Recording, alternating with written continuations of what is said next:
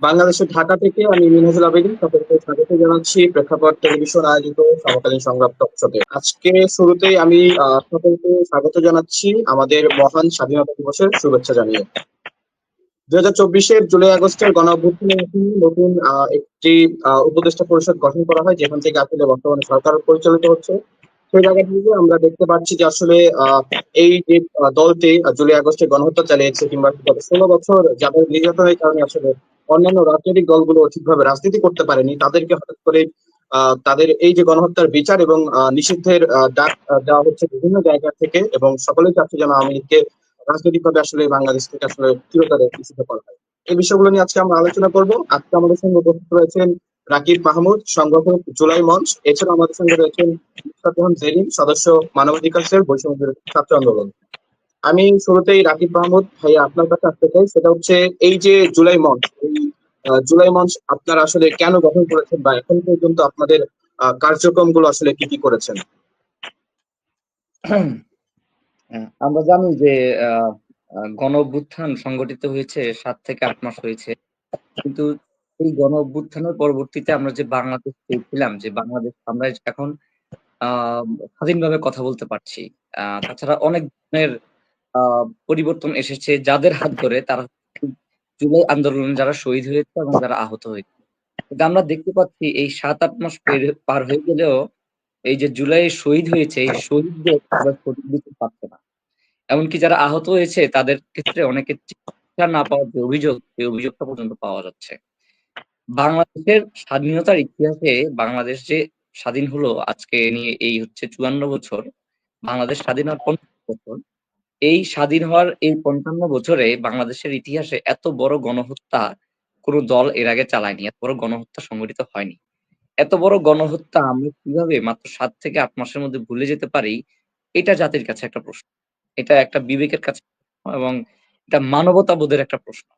আমরা তো দেখেছি জুলাই আন্দোলনের সময় আমরা কিভাবে হচ্ছে আহ আহ, এই জিনিসগুলা শেয়ার করেছি, কিভাবে গণহত্যা হচ্ছিল, বা কিভাবে মানুষজনকে আহ যুবলীগ, ছাত্রলীগ বা অন্যান্য আওয়ামী লীগের সংগঠন গুলো হামলা করছিল, পুলিশ হামলা করছিল। এই জিনিসগুলো আমরা আহ অনেক শেয়ার করেছি, এগুলা নিয়ে আমরা অনেক কথা বলেছি, কিন্তু আমরা এখন আর ওগুলো নিয়ে কথা বলতে দেখতে পাচ্ছি না। তো যেহেতু আমরা এই ধরনের মানে এত বড় মানবতা বিরোধী অপরাধকে নিয়ে কোনো কথাবার্তা বলতে দেখছি না, এবং এটা নিয়ে কোনো কাজ হচ্ছে না, সেই লক্ষ্য থেকে, সেই উদ্দেশ্য থেকে আমরা হচ্ছে জুলাই মঞ্চ গঠন করেছি। এবং জুলাই মঞ্চ আজকের 36 দিনের মতো হচ্ছে অবস্থান কর্মসূচি চালিয়ে যাচ্ছে। আহ জুলাই মঞ্চ তাদের আমাদের যে 36 দিনের কর্মসূচি, এই 36 দিনের কর্মসূচিতে আমরা এখনো গণহত্যার যে বিচার, সে বিচার আমরা দেখছি যে আশানুরূপ ভাবে চলছে না। যেমন আন্তর্জাতিক অপরাধ ট্রাইব্যুনালে মাত্র একটি মামলার রায় হয়েছে, অন্যান্য মামলাগুলো ধীর গতিতে আগাচ্ছে। তাছাড়া আমরা দেখতে পাচ্ছি যে অনেক শহীদ পরিবার আছে যারা হচ্ছে বিচার তো পাচ্ছেই না, বরঞ্চ তারা যে এলাকায় বাস করে বা যেখানে তারা স্থায়ী বাসিন্দা, সেখানে তারা হচ্ছে হুমকির শিকার হচ্ছে, তারা হচ্ছে মামলা তুলে নেওয়ার জন্য হুমকির শিকার হচ্ছে। তাহলে এই যে পরাজিত শক্তি, এই পরাজিত শক্তি কিভাবে হুমকি দিতে পারে একটা শহীদ পরিবারকে, যারা এখনো বিচারই পায় নাই, যাদের হাত ধরে একটা নতুন বাংলাদেশ আমরা পেয়েছি?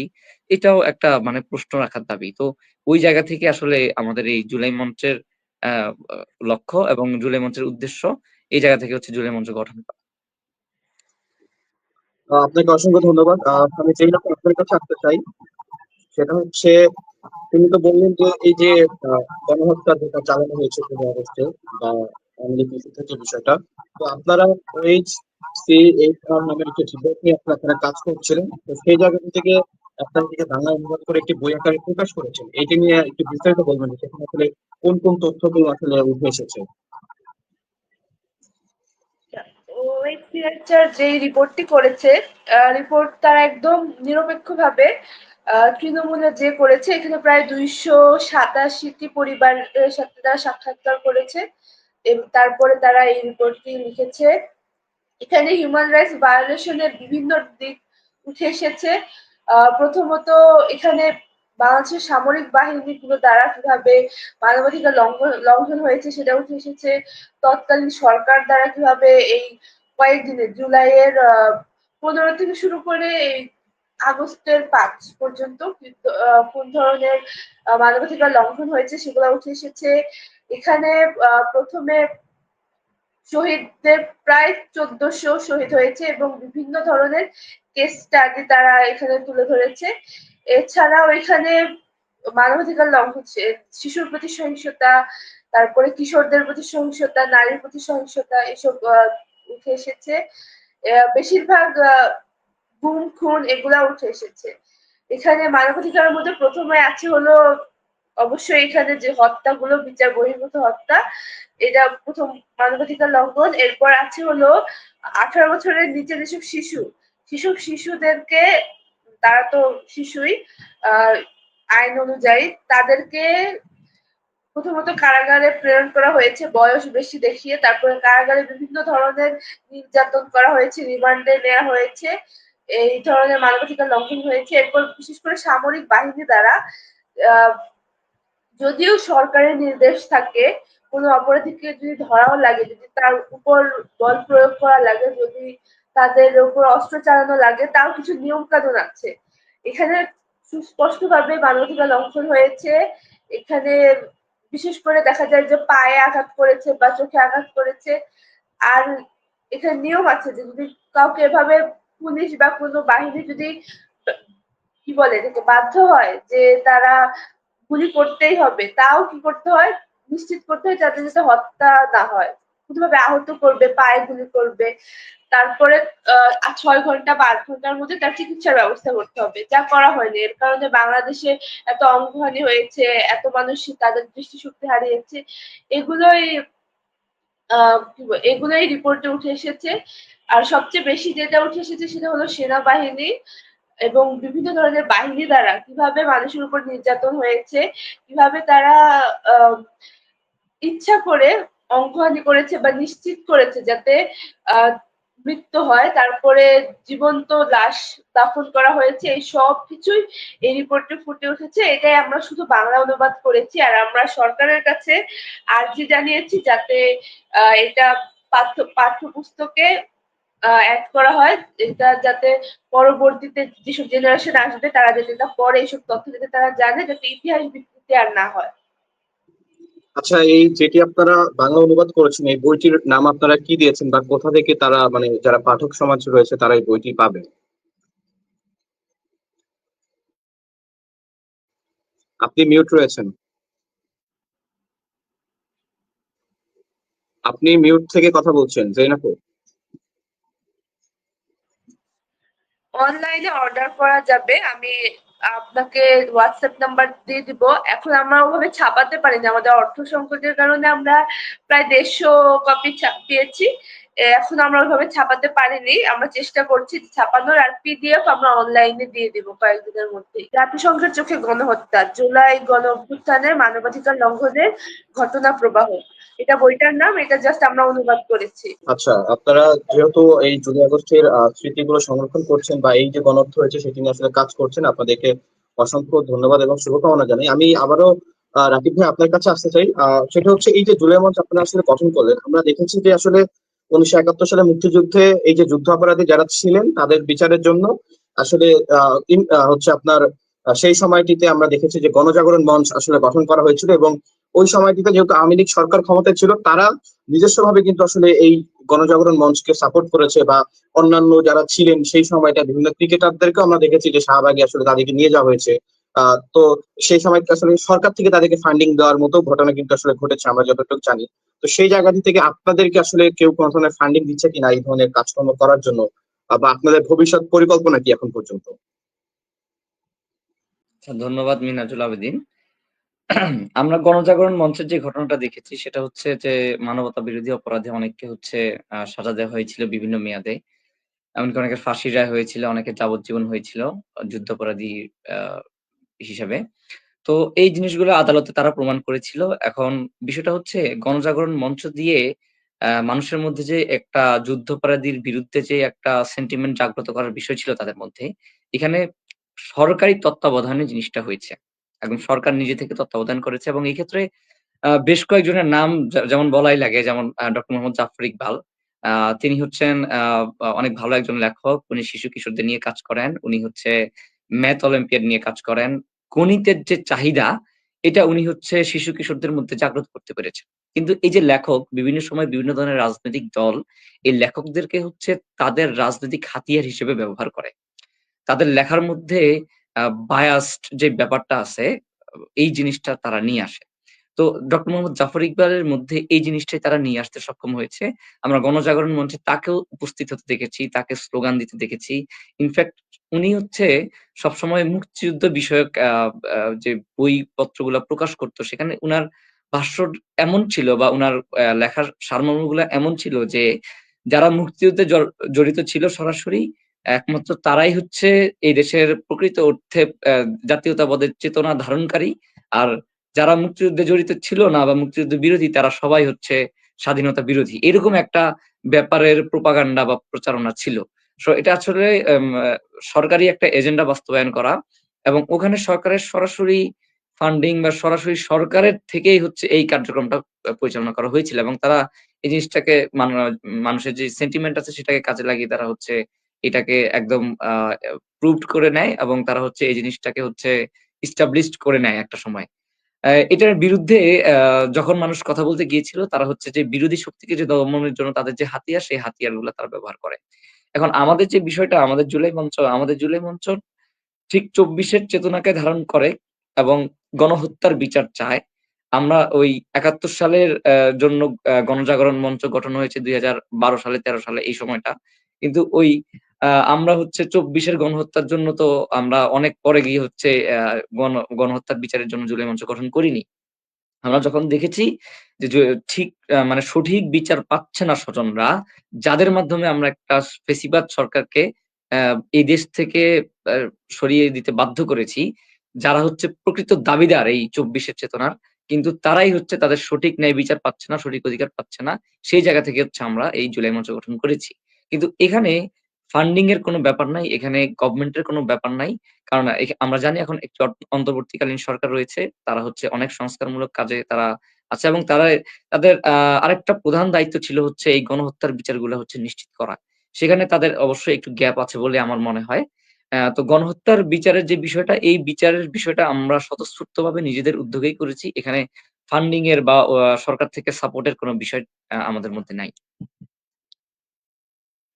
এখানে আরো দুইটা প্রশ্ন আসছে, সেটা হচ্ছে যে রাজনৈতিক দলগুলো থেকে কি এখন পর্যন্ত কোনো ধরনের সাপোর্ট বা সংহতি জানানোর কোনো বিষয় আপনারা পেয়েছেন কিনা? আরেকটা হচ্ছে যে এই যে গণহত্যা বলছেন ২৪, এটা কি শুধুমাত্র ২৪-এর যে জুলাই আগস্টের যে গণহত্যা শুধু কি সেটা নিয়ে কাজ করবে, নাকি গত ১৬ বছরে যে গণহত্যাগুলো হয়েছে বা এই যে গুম খুনের যে ঘটনাগুলো ঘটেছে সেগুলো নিয়ে আসলে আপনারা কাজ করবেন? মানে আপনাদের ভবিষ্যৎ পরিকল্পনাটা আসলে কি এই জুলাই মঞ্চ নিয়ে?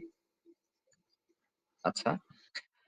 অবশ্যই এটা সর্বপ্রথম হচ্ছে জুলাইয়ের যে গণহত্যা হয়েছে, এই গণহত্যাকে নিয়ে কাজ করবে। গণহত্যা তাছাড়া হচ্ছে নির্বিচারে মানুষের উপর যে হামলা হয়েছে, বিভিন্ন ধরনের অঙ্গ সংগঠন, এমনকি আইনশৃঙ্খলা বাহিনী যাদের এই অধিকারটা নাই, বিভিন্ন ধরনের যারা হচ্ছে রাষ্ট্রীয় বাহিনী, যাদের কাজ হচ্ছে রাষ্ট্রের রক্ষণাবেক্ষণ করা। কিন্তু তারা যে মানবাধিকার লঙ্ঘন করেছে, এইটার বিচারটা আগে নিশ্চিত করা। তাছাড়া ১৬ বছর যাবৎ তাদেরকে ব্যবহার করে বিভিন্ন ধরনের যেই বিচারগুলা হয়েছে এবং বিচার বহির্ভূত বিভিন্ন ধরনের হত্যাকাণ্ড হয়েছে, বিভিন্ন ধরনের অবিচার হয়েছে এবং বিচার বহির্ভূত যে ঘটনাগুলো হয়েছে, সেগুলো নিয়েও আমাদের কাজ করার ইচ্ছা আছে। যেমন আমরা দেখেছি যে আবরার ফাহাদ ঘটনা ঘটেছে। ছাত্রলীগ কিভাবে গেস্ট রুম কালচার, তারপর আ আ জোর করে এই গণরুম কালচার, এই ধরনের কালচারের তারা জন্ম দিয়েছে। এই ধরনের জিনিসগুলা নিয়েও আসলে অনেক বিচারের সম্মুখীন হওয়ার ব্যাপার-স্যাপার আছে। তাছাড়া আমরা দেখি যে বিশ্বজিৎ হত্যার ঘটনা, আমরা দেখেছিলাম যে সিলেটের এমসি কলেজে কিভাবে হচ্ছে ধর্ষণের ঘটনা ঘটেছে। একজন স্বামীকে বেঁধে তার সামনে তার স্ত্রীকে কিভাবে ধর্ষণের ঘটনা ঘটেছে। ছাত্রলীগ মানে এমন ধরনের মানবতা বিরোধী অপরাধ করেছে তারা আসলে নিষিদ্ধের দাবিদার হয়ে গেছে এবং তাদেরকে নিষিদ্ধ করা হয়েছে। তারা এখন একটি নিষিদ্ধ সংগঠন। আওয়ামী লীগও একইভাবে এই ধরনের ঘটনার কারণে একটি নিষিদ্ধ সংগঠন হওয়ার মতোই আ যোগ্যতা রাখে যে আসলে তাদেরকে এখনো কেন নিবন্ধন বাতিল করা হচ্ছে না এটা একটা বড় প্রশ্ন। তারা আসলে নিবন্ধিত দল হওয়ার কোন যোগ্যতাই রাখে না। তাছাড়া এই ১৬ বছর যাবৎ আমরা দেখেছি যে মানুষজনকে কিভাবে জঙ্গি সাজিয়ে কিভাবে হচ্ছে মানবতা বিরোধী কাজগুলা তারা করেছে। বিচার বহির্ভূত কাজগুলা করেছে। ডিরেক্ট ক্রস ফায়ার করে মানুষকে মেরে ফেলা হয়েছে। এছাড়া আমরা দেখেছি যে আ আ আল জাজিরার একটি রিপোর্টে যে আ দেশের যেই আ আ র‍্যাব বাহিনী আছে, একটি আ ডিফেন্সের একটি বাহিনী। তারা হচ্ছে কিভাবে বিরোধী দলের যে বিভিন্ন ধরনের লোকজন আছে, যারা হচ্ছে বিরোধী ভয়েস আছে, তাদেরকে কিভাবে হচ্ছে দমন করে এবং এই ক্ষেত্রে তারা কিন্তু প্রমোশন পায়। সরকার থেকে প্রমোশন পায় এবং সরকার কিভাবে এই কাজগুলো করাচ্ছে আমরা আল জাজিরার ওই রিপোর্ট থেকে দেখতে পেয়েছি। তো সবকিছু মিলিয়ে সরকার এই যে ১৬ বছর যাবত যে ধরনের কর্মকান্ডগুলো করেছে, আগামী সময়ে যাতে এই ধরনের কর্মকান্ড করার সাহস কেউ না পায়, সেই জায়গা থেকে সেই চেতনা থেকে হচ্ছে আমরা কাজ করছি। অসংখ্য ধন্যবাদ। আমি জেন আপু আপনার কাছে আবারও আসতে চাই, সেটা হচ্ছে এই যে বারবার উঠে আসছে যে আসলে গণহত্যার বিচার এবং আওয়ামী লীগ নিষিদ্ধের যে বিষয়টা, সেই জায়গা থেকে আমরা যদি দেখি যে এই যে ২৪-এর যে আন্দোলন সেটিকে নেতৃত্ব দিয়েছে বৈষম্য বিরোধী ছাত্র আন্দোলন নামক প্ল্যাটফর্মটি, এবং সেখানে আসলে বিশেষ করে যদি বলি ঢাকা বিশ্ববিদ্যালয়ের শিক্ষার্থীরা সেটিকে আসলে তারা হচ্ছে আপনার নেতৃত্ব দিয়েছে। সেই জায়গা থেকে এখন যারা নেতৃত্ব দিয়েছিলেন তারা এখন নতুন একটি রাজনৈতিক দল গঠন করেছে, এনসিপি। তো এই জায়গাটি থেকে তো আমি তো মনে করছি যে আসলে এই বৈষম্য বিরোধী প্ল্যাটফর্ম বা এই যে যারা আসলে ছাত্র নেতা নতুন উঠে আসছে তাদের উচিত ছিল এই বিষয়গুলো নিয়ে সর্বপ্রথম কাজ করা, কিন্তু সেই জায়গায় আসলে আমরা দেখতে পাই যে তাদের আসলে বিভিন্ন ধরনের সুপারিশের বিষয় উঠে আসছে, বা তারা আসলে নিজেদের রাজনৈতিক দল গোছাতে আসলে ব্যস্ত। সেই জায়গাটি থেকে আপনার ব্যক্তিগত মতামত দিবেন যে এই যে দুইটা দাবি, যে গণহত্যার বিচার এবং আওয়ামী লীগ নিষিদ্ধ, এখানে আপনার কি মতামত? এবং এই যারা আসলে এই স্টেক হোল্ডার যারা আসলে ছিলেন এই আন্দোলনে, তারা আসলে কেন এই কাজগুলো নিয়ে এখন মানে কাজ করছে? শুধুমাত্র একটা ট্রেন্ডিং বিভিন্ন বিষয় নিয়ে তারা কথা বলে, কিন্তু জোরালো ভাবে যে আসলে এগুলো নিয়ে কাজ করবে সেটা আমরা দেখতে পাচ্ছি না। এটাকে আসলে আপনি কিভাবে দেখছেন? আচ্ছা, ধন্যবাদ। প্রথমত, আওয়ামী লীগ একটি নিষিদ্ধ সংগঠন হওয়ার সবগুলো বৈশিষ্ট্য রাখে। তারা এই গত ১৫ বছর ধরে যেভাবে প্রথমে সেনা সদস্যদের হত্যা থেকে শুরু করে তারপরে ইসলাম বিদ্বেষ, যেভাবে শাহবাগ গণজাগরণ মঞ্চ থেকে তারা ইসলাম বিদ্বেষ ছড়ায়, তারপরে তারা শাপলায় যে গণহত্যা চালায়, তারপরে এই ২৪-এর গণহত্যা, তারা তিনটি বড় গণহত্যা চালায়। তাদেরকে নিষিদ্ধ করাই সবচেয়ে লজিক্যাল যৌক্তিক কাজ হতো, কিন্তু তাও এই অন্তর্বর্তীকালীন সরকারের কাছে এটাই আমাদের একটা প্রধান দাবি ছিল যে তারা দ্রুততম সময়ের মধ্যে তাদের বিচার করবে এবং তাদের নিবন্ধন বাতিল করবে। কেন এই সরকার করছে এর বিভিন্ন কারণ তারা দেখাচ্ছে, বিভিন্ন রাজনৈতিক কারণ দেখাচ্ছে, এছাড়াও নানা ধরনের কারণ দেখাচ্ছে। এখন বৈষম্য বিরোধী প্ল্যাটফর্ম শুরুর দিকে যদিও এটা নিয়ে অনেক ভয়েস রেজ করেছে, কিন্তু এখন দেখতে পাচ্ছি যে তারা তাদের রাজনৈতিক দল গোছাতে এতই ব্যস্ত হয়ে গিয়েছে যে তারা এখন দেশের এই সমসাময়িক ব্যাপারে কোনো ধরনের আহ মাথা ঘামাচ্ছে না। তারা এটা নিয়ে সেভাবে ভয়েস রেজ করছে না। তারা শুধু তাদের যতটুকু দরকার বা তাদের রুটিন ওয়ার্ক হিসেবে কোনো প্রতিবাদ হলে এটা একদিন করে। এভাবে এটা আমাদের জন্য খুবই আসলে হতাশাজনক, কারণ তারাই লিড দিয়েছিল আমাদের এই অভ্যুত্থানের। তো আমাদের আশা ছিল, আকাঙ্ক্ষা ছিল যে তারা শেষ পর্যন্ত আমাদেরকে নেতৃত্ব দিবে, কিন্তু তারা বর্তমানে রাজনৈতিক দল গোছাতে ব্যস্ত হয়ে গিয়েছে। এটারও কিছু কারণ আছে, কারণ সামনে নির্বাচন, তাদেরকে অবশ্যই দ্রুত সময়ের মধ্যে দল গোছাতে হবে, ৩০০ আসনে তাদের আহ প্রতিদ্বন্দ্বী দিতে হবে। এটার জন্য তাদের অবশ্যই সময় লাগবে, এটাও একটা বিষয় আছে। কিন্তু সাথে সাথে এটাও খুবই গুরুত্বপূর্ণ, যেরকম নির্বাচনে তাদের অংশগ্রহণ গুরুত্বপূর্ণ, সেরকম আওয়ামী লীগের নিষিদ্ধ করাও গুরুত্বপূর্ণ। কারণ যদি আওয়ামী লীগকে নিষিদ্ধ করা না হয়, তারা যেভাবে এর আগেও ৭৫-এ তারা চলে যে আবার ফেরত এসেছে, সেভাবে এখনো তারা আবার ফেরত আসার চান্স আছে। তো আমরা চাই না যে তারা আবার এরকম সুযোগ পাক, কারণ তারা যদি সুযোগ পায় তারা আবার এরকম কিছু করবে, কারণ তারা এখন পর্যন্ত কোনো ধরনের অনুতপ্ত নয়। তারা ফেরত আসলে তারা শুধু প্রতিহিংসাই দেখাবে, প্রতিশোধ নেওয়ার চেষ্টা করবে। তো অবশ্যই তাদের নিবন্ধন বাতিল করতে হবে।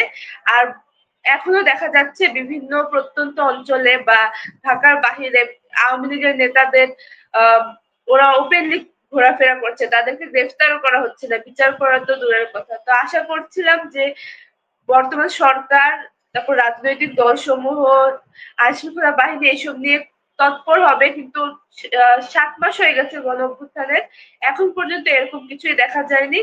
আর নতুন দল এনসিপি, তাদের তো এই দল গঠনের কি বলে ভিত্তি ছিল আমাদের গণ অভ্যুত্থান, সেখানে তারা এইসব বিষয় নিয়ে ভয়েস রেজ করছে না। এটা আমাদের জন্য খুবই হতাশাজনক।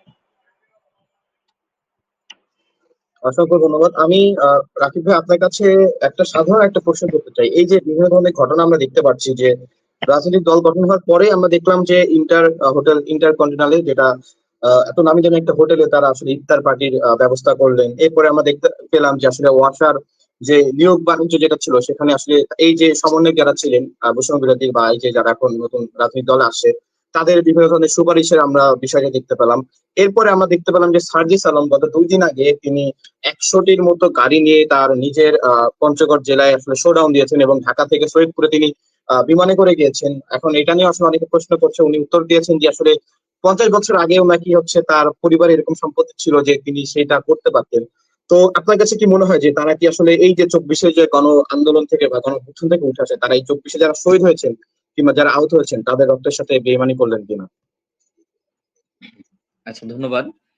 আহ আমরা যেটা দেখতে পাচ্ছি যে 24-এর গণ অভ্যুত্থান একটি বৈষম্য বিরোধী ছাত্র আন্দোলন নামক একটি ব্যানার অধীনে হয়েছে। তো বৈষম্য বিরোধী ছাত্র আন্দোলনের যে ব্যানার, এই ব্যানারটি হচ্ছে সকলেরই ব্যানার যারা এই আন্দোলনের সাথে সম্পৃক্ত।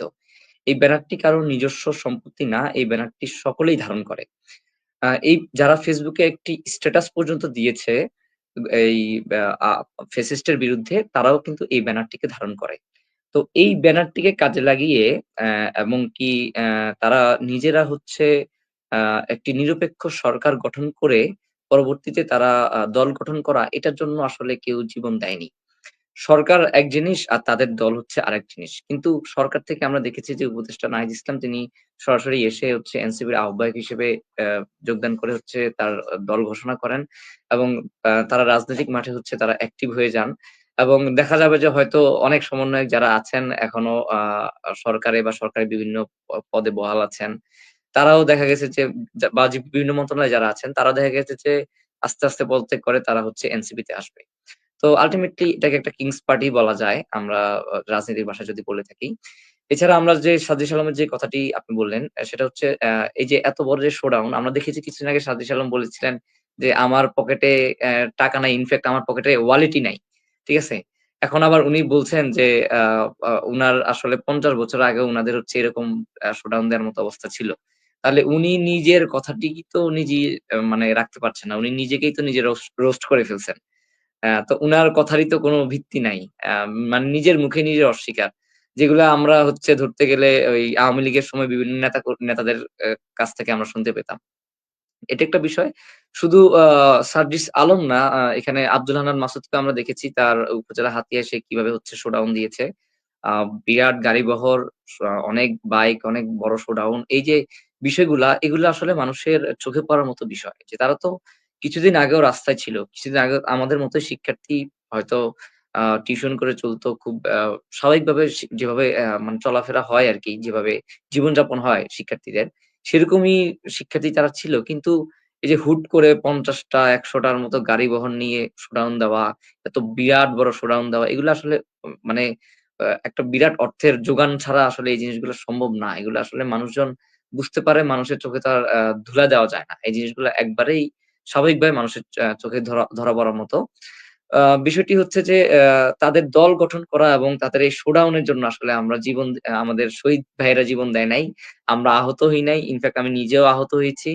তো আমরা কেউ আসলে এই ধরনের কোনো সংস্কারের জন্য আমরা আসলে মাঠে নামি নাই। আমরা যেটা চেয়েছি একটি সুন্দর বাংলাদেশ চেয়েছি। সাধারণ মানুষজন তারা যেটা চেয়েছে, তারা এদের কাছে যে স্বপ্নটা দেখেছে একটি সুন্দর একটি বাংলাদেশ এবং দুর্নীতিমুক্ত, আ আমি সহজ ভাষায় বলতে গেলে যে একটা নতুন বাংলাদেশের স্বপ্ন দেখেছিল তারা। কিন্তু এখন মানুষজন এই স্বপ্নটা দেখতে পারছে না। কারণ তারা যে কর্মকান্ডগুলা করছে, মানুষজন বুঝেই যাচ্ছে যে তাদের আল্টিমেট যে গোলটা ছিল, সেই গোলের দিকেই তারা হচ্ছে দিন, দিন এগোচ্ছে। তো এই জিনিসটা আমরা সাধারণ জনগণ থেকে শুরু করে ছাত্র জনতা আমরা কেউই আশা রাখি না যে তাদের দল গঠন হবে কিন্তু এদিকে মানবতা বিরোধী যে অপরাধগুলা বা বিচার বহির্ভূত অপরাধগুলো এগুলোর বিচার হবে না। তো এটাই ছিল আসলে আমার এই ব্যাপারে মন্তব্য। অসংখ্য ধন্যবাদ। রাকিব ভাই যেটা বলছিলেন যে আসলে যে নতুন রাজনৈতিক বন্দোবস্ত বা নতুন বাংলাদেশ আমরা দেখতে চাই, সেই জায়গাটি থেকে যে আপু আপনি কি মনে করছেন এই যে সার্জিস আলমের যে বিষয়টি বা হচ্ছে হান্নান মাসুদের যে বিষয় বা এই যে ইফতার করার যে বিষয় বা এই যে সুপারিশের যে বিষয়, এগুলো তো আসলে আমরা আওয়ামী লীগের রাজনীতিতে দেখেছি। তো যেগুলো একটা বিষয় যে আসলে সার্জিস আলম একসময় ছাত্রলীগ করতেন বা হাসান আবদুল্লাহ একসময় ছাত্রলীগ করতেন, যদিও সেটা অনেক আগের ঘটনা।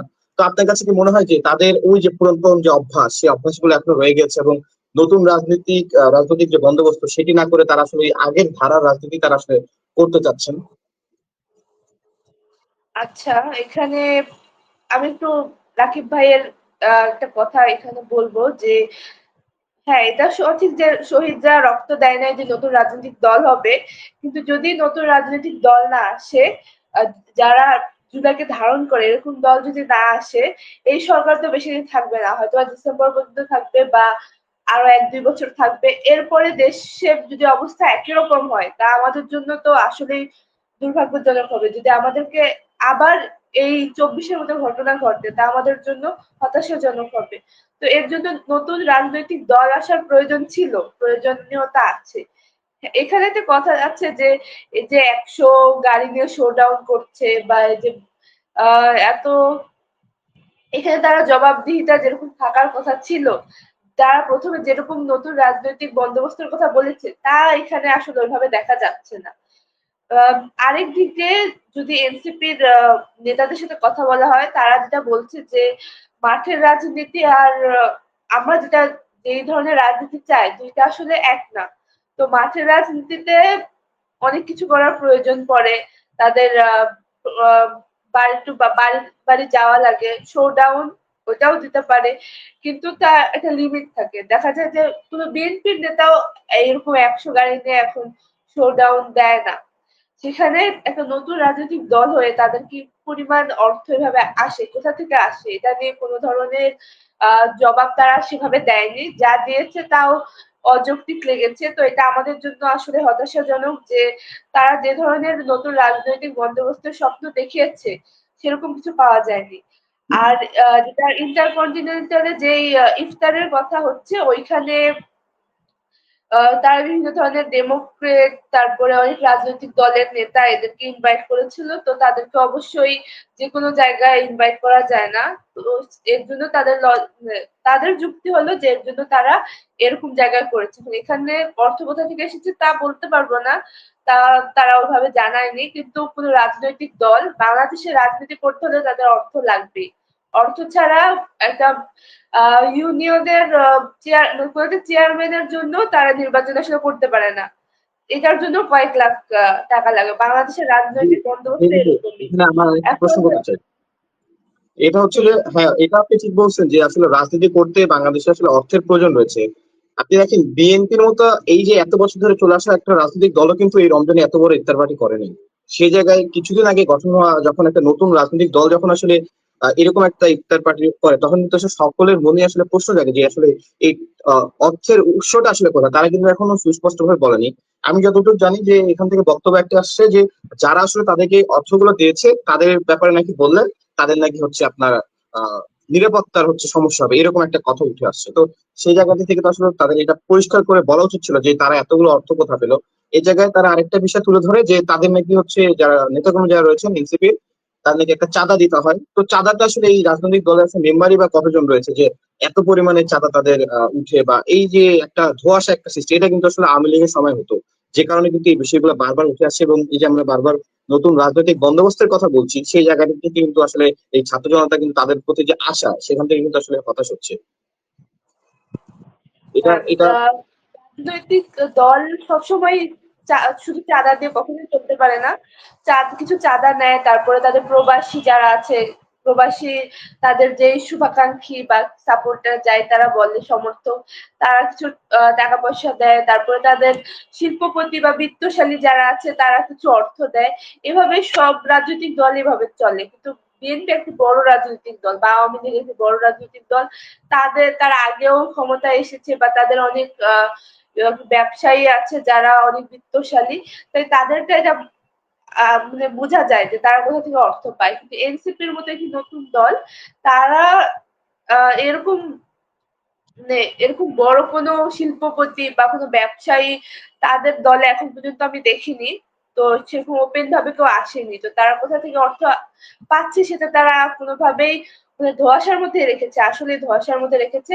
এখানে আমরা আরেকটু স্বচ্ছতা, আরেকটু জবাবদিহিতা আশা করছিলাম, যেহেতু নতুন রাজনৈতিক দল নতুন রাজনৈতিক বন্দোবস্তের কথা বলে, তো আমরা আশা করবো যে তারা এখানে আরেকটু স্বচ্ছতা দেখাবে, আরেকটু জবাবদিহিতা রাখবে, যাতে আমরা তাদের উপর বিশ্বাস করতে পারি। কারণ বাংলাদেশের রাজনৈতিক দলগুলোর মধ্যে একটা প্রধান সমস্যা হচ্ছে তারা দুর্নীতি, তার দুর্নীতি তাদের চলে। তারপরে বিভিন্ন ধরনের ভারতপন্থী দল হলে তারা ওইখান থেকে ফান্ড পায়, বা এরকম বিভিন্ন ধরনের আহ বিভিন্ন ব্যবসায়ীদেরও তারা অর্থের বিনিময়ে অনৈতিক সুযোগ সুবিধা দেয়। আমরা চাই না যে জুলাই গণঅভ্যুত্থানের উপর গড়ে ওঠা কোনো দল এরকম কোনো অনৈতিক কাজ করবে। তাদের রাজনৈতিক বন্দোবস্তের, নতুন রাজনৈতিক বন্দোবস্তের বদলে তারা সেই পুরানো বন্দোবস্তই আর দেখাবে, তাদের সেই পুরাতন রাজনৈতিক ধারায় ফিরে যাবে, সেটা আমরা কখনোই চাই না। এখন দেখি নির্বাচনের আগে তারা তাদের এই স্বচ্ছতা ফিরিয়ে আনতে পারে নাকি, তাহলে হয়তোবা জনমনে তাদের উপর আস্থা সৃষ্টি হবে, আর তারা ভবিষ্যতে একটি ভালো রাজনৈতিক দল হিসেবে প্রতিষ্ঠিত হতে পারবে। জুলাই গণঅভ্যুত্থানের মাধ্যমে গড়ে ওঠা এই নতুন রাজনৈতিক দলের উপরে অবশ্যই ছাত্র জনতার আস্থা এবং বিশ্বাস রয়েছে, এবং তারাও চায় যে নতুন এই রাজনৈতিক দল যেন আসলে নতুন ভাবে আসলে গড়ে ওঠে এবং বাংলাদেশকে সেভাবে আসলে সেবা দেয়। রাকিব ভাই, আপনার কাছে আমার শেষ প্রশ্ন, সেটা হচ্ছে এই যে জুলাই মঞ্চ, আপনার কাছে কি মনে হয় যে, আমি এখানে অবশ্যই একটা বিষয় ক্লিয়ার করে নিই, যেটা হচ্ছে যে আমি নিজেও কিন্তু জুলাই মঞ্চের একজন মানে জুলাই মঞ্চ নিয়ে আমি নিজেও কাজ করছি, তো সেই জায়গা থেকে আপনার কাছে কি মনে হয় যে এই জুলাই মঞ্চ কি আসলেও এই যে দুইটা দাবি নিয়ে আসলে কাজ করছে, যে গণহত্যাকারীদের বিচার গত 16 বছরের এবং আওয়ামী লীগ নিষিদ্ধ, এই দুইটা জায়গায় কি আসলে পৌঁছাতে পারবে কিনা, বা এই যে গণজাগরণ মঞ্চের মতো এত বড় একটা আয়োজন যে শাহবাগে যেটা হয়েছিল 2013 সালে, জুলাই মঞ্চ আসলেও কি সেই জায়গাটিতে আসলেও পৌঁছাতে পারবে কিনা, বা এই যে দাবিগুলো তারা আসলে পূরণ করে সারা বাংলাদেশের মানুষের যে চাওয়া পাওয়া সেটিকে আসলে তারা পূরণ করতে পারবে কিনা, আপনার কি মতামত? ধন্যবাদ। আহ নুসরাত আপু যেটি বলেছিলেন যে একটি নতুন রাজনৈতিক দলের দরকার, আসলে একটি নতুন রাজনৈতিক বন্দোবস্তের অবশ্যই প্রয়োজন ছিল। সেক্ষেত্রে যদি একটি নতুন রাজনৈতিক দলের প্রয়োজন হয়, অবশ্যই সেটা প্রয়োজন। কিন্তু নতুন রাজনৈতিক দল যে এভাবে তারা হচ্ছে আত্মপ্রকাশ করবে, এভাবে তারা হচ্ছে সরকারের থেকে কিংস পার্টি হিসেবে তারা যে আত্মপ্রকাশ করবে, এটা আসলে জনগণের মেনে নেওয়ার মতো না। এবং তাদের অবশ্যই স্বচ্ছতার অনেক অভাব আছে। এখানে ইন্টারকন্টিনেন্টালে তারা যেই বলেছে যে আ আ বিভিন্ন ধরনের বড়, বড় দলের নেতাকর্মীরা আসবে, তো তাদের এই ধরনের আয়োজন করতে হবে। এইসব আয়োজনের ক্ষেত্রে যে কত অর্থের প্রয়োজন হয়, এই জিনিসগুলা আমা আম মোটামুটি সবাই জানে। তো এইগুলার আসলে সোর্স গুলা যে কি, এটা যদি তারা একটু ক্লিয়ার করে, যদি তাদের মধ্যে শিল্পপতিও থাকে, অন্য কেউ থাকে, এই জিনিসটা একটু দেখতে হবে। আরেকটা বিষয় হচ্ছে, যেহেতু এটা বিপ্লব থেকে একটা দল গঠন হয়েছে, সো এখানে কি পরিমাণ বিপ্লবীরা এনগেজড, এই জিনিসটা একটু দেখতে হবে। আমি যদি বিপ্লবী সরকার গঠন করি, সেখানে যদি বিপ্লবীরা না থাকে, তাহলে এটা কিভাবে বিপ্লবী সরকার হয়? আমি যদি একটি বিপ্লবী মানে একটি দল গঠন করি যেটা বিপ্লব থেকে উঠে আসা, সেখানে যদি বিপ্লবীরাই জায়গা না পায়, তাহলে আমি কিভাবে বলতে পারি যে এটা বিপ্লবী দল হিসেবে, মানে বিপ্লব থেকে এই দলের আ বা সৃষ্টি হয়েছে। অবশ্যই এই দল যেহেতু বিপ্লবকে ধারণ করে, সেই বিপ্লবের লোকজন থাকতে হবে। আর আপনি যে প্রশ্নটি করেছেন যে জুলাই মঞ্চ আসলে তার টার্গেট পূরণ করতে পারবে কিনা এবং তাদের লক্ষ্যে পৌঁছাতে পারবে কিনা? আ লক্ষ্যে পৌঁছানোর বিষয়টা আসলে সবকিছুই হচ্ছে সময়ের বিষয়। জুলাই মঞ্চ সর্বোচ্চ চেষ্টা করে যাচ্ছে গণহত্যার বিচারের জন্য, এবং এমনকি শহীদ পরিবার, আহত পরিবার, তাদেরকে দেখা যাচ্ছে যে আজকে সংবাদ সম্মেলনে তারা হচ্ছে এসেছেন। কিছু যারা হচ্ছে বিচার পাননি, এবং সামনে হয়তো আরো অনেক মানুষজন এনগেজড হবেন। যারা হচ্ছে গণহত্যার বিচার পায়নি, যে পরিবারগুলা বা যে স্বজনরা বিচার পায়নি, তারা হয়তো এনগেজড হবেন। এবং এই বিচারের দাবিটি যদি সরকারের কর্ণ পর্যন্ত পৌঁছায়, এবং তারা যদি এটার কর্ণপাত করে, এই বিচারকে তারা যদি যৌক্তিক মনে করে, তারা এই বিচার, অবশ্যই বিচারের কার্যক্রম তো চলছে। এই বিচারকে হচ্ছে দীর্ঘসূত্রিতে না ফেলে বিচারকে দ্রুত কায়েম করবে। এবং আওয়ামী লীগ নিষিদ্ধের যে বিষয়টা, এই বিষয়টাও আশা করি জুলাই মঞ্চ সফল হবে। কেন? কারণ আওয়ামী লীগ নিষিদ্ধ হচ্ছে একটা অস্তিত্বের দাবি। আমরা যারা বিপ্লবকে ধারণ করি, এই গণঅভ্যুত্থানকে ধারণ করি, জুলাইয়ের স্পিরিটকে আমরা যারা ধারণ করি, আমরা জানি যে আওয়ামী লীগ এই বাংলাদেশের জন্য কতটা ক্ষতিকারক হতে পারে, আমাদের সার্বভৌমত্বের জন্য কতটা ক্ষতিকারক হতে পারে। ভারতের সাথে আওয়ামী লীগের যে বিষয়টা, এই বিষয়টা সম্পর্কে আর নতুন করে বলার কিছু নাই। তো আমাদের সার্বভৌমত্বের জন্য অন্তত আমাদেরকে আওয়ামী লীগকে নিষিদ্ধ করতে হবে, এবং আমরা সেটার জন্য লড়ে যাচ্ছি। আমরা আশাবাদী যে আমরা এই লড়াইয়ে অবশ্যই জয়ী হব, এবং এটা আল্টিমেটলি বাংলাদেশের পক্ষেই এই জিনিসটা যাবে। ধন্যবাদ। সর্বশেষ জৈন আপু, আপনার কাছে আমার প্রশ্ন হচ্ছে, এই যে জুলাই মঞ্চ যে বিষয়টি নিয়ে কাজ করছে বা আপনারা যে বইটি বের করলেন, সেই জায়গাটি থেকে তো আসলে যদি বলা হয় যে এই যে আওয়ামী লীগকে নিষিদ্ধের যে বিষয়টা, সেটা হচ্ছে 5 আগস্টে কিন্তু আসলে ছাত্র জনতা আওয়ামী লীগকে নিষিদ্ধ করে দিয়েছে। এখন শুধুমাত্র একটা স্বাক্ষর বা কাগজি কলমের একটা ব্যাপার রয়েছে। তো সেই জায়গাটি থেকে আপনার কাছে কি মনে হয় যে বাংলাদেশের এই গণহত্যা গুলোর বিচার হবে কিনা? কারণ আগেও কিন্তু বাংলাদেশে স্বৈরাচার ছিল, স্বৈরাচার এরশাদের কিন্তু পতন হয়েছে, এরপর আমরা দেখেছি তাদের দল রাজনীতিতে অংশগ্রহণ করেছে বা রাজনীতিতে আসার সুযোগ হয়েছে। তা আপনার কাছে কি মনে হয় যে আওয়ামী লীগ কি কখনো রাজনীতিতে আর ফিরতে পারবে, বা আওয়ামী লীগ কি আসলে তারা কি আসলে নিষিদ্ধ করতে পারবে কিনা, এই দাবিটা আসলে পূরণ হবে কিনা বাংলাদেশে? আপনার কাছে কি মনে হয়? ধন্যবাদ। হ্যাঁ, বাংলাদেশে আগেও স্বৈরাচারী এসেছে, কিন্তু ওই স্বৈরাচারী আর এই স্বৈরাচারের মধ্যে বিস্তর পার্থক্য আছে। এখানে যে ধরনের ফ্যাসিজম কায়েম হয়েছে সেটা সেখানে দেখা যায়নি। এখানে যে পরিমাণ রক্তপাত হয়েছে সেটা আগে কখনো স্বাধীন বাংলাদেশে আসলে দেখা যায়নি। তো আহ, অবশ্যই যে কোনো আহ, আইন অনুযায়ী বা বিবেক অনুযায়ী, যে কোনো যুক্তি অনুযায়ী আওয়ামী লীগকে নিষিদ্ধ করতে হবে। সেটা যত দ্রুত সময় সম্ভব সেটা করা উচিত। যদি বাংলাদেশের সব রাজনৈতিক দল এবং জনতা যদি একই পেজে আসে, যদি তারা একই দাবি তোলে, তাহলে এই বর্তমান সরকার এই আওয়ামী লীগ নিষিদ্ধ করতে বাধ্য। 5ই আগস্টের পরে আওয়ামী লীগ নিষিদ্ধ হয়ে যাওয়ার কথা, যেটা বর্তমান সিরিয়ায় আমরা দেখতে পাই। তারা নিশ্চিত করেছে তাদের যে ফ্যাসিস্ট ছিল, তাদের পন্থী যারা ছিল, তাদেরকে বিচারের আওতায় আনা হয়েছে, তাদের রায়ও কার্যকর হয়েছে, মৃত্যুদণ্ড কার্যকর হয়ে গিয়েছে। বাংলাদেশে 5ই আগস্টের পর এরকম কিছু একটা করার প্রয়োজন ছিল, যা করতে আমরা ব্যর্থ। এটা আমাদের সবচেয়ে বড় ব্যর্থতা।